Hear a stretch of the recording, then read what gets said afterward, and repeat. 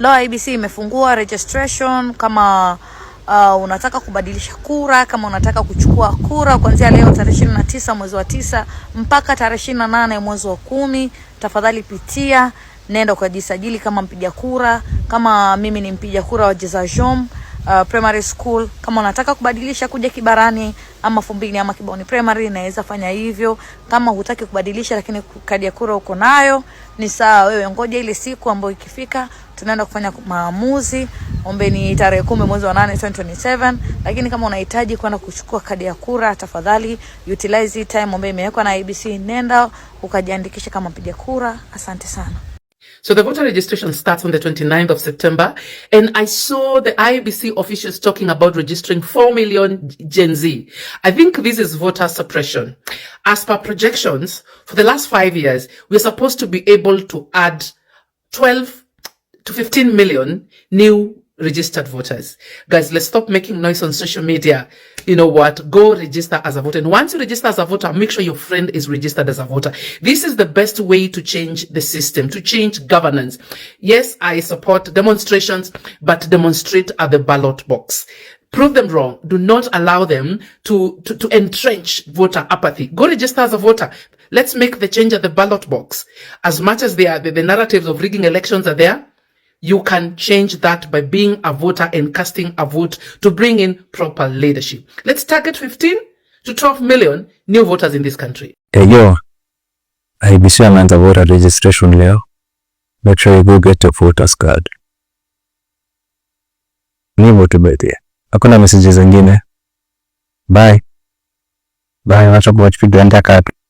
Get out on Monday and get regardless of the tribes, regardless. Politics is starting, and the same old people, the same old mongrels are now regrouping to finish us once and for all.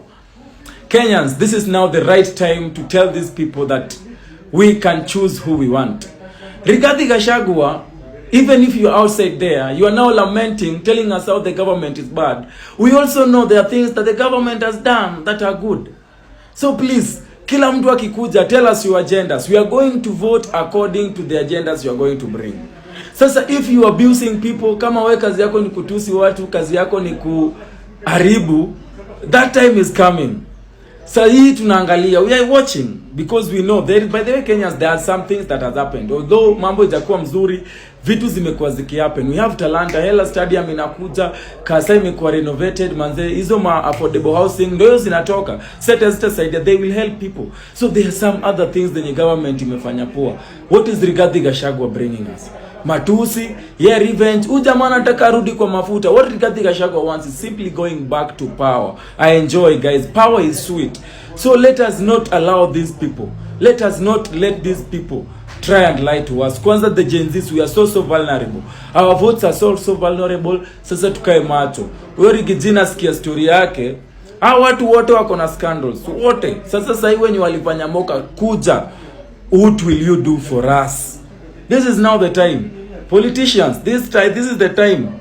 Enyewe Ruto must go. Enyewe Ruto must go. By the way, Ruto must go. Enyewe Ruto must go. Washifaya, Ruto must go. Enyewe Ruto must go. By the way, Ruto must go.